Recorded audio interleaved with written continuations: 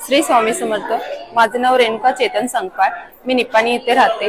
मी स्वामी सेवेमध्ये 2010 पासून आहे आणि मला इतके अनुभव आले जे शब्दात व्यक्त होणार नाहीत असे अनुभव आले.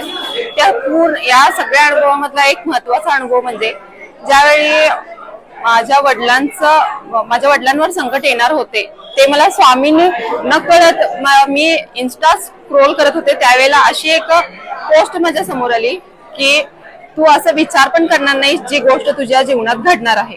आणि मी तो कधीच विचार केला नव्हता आणि बरोबर 1-1.5 महिन्यात आमच्या पप्पांचं एंजिओग्राफी झाली.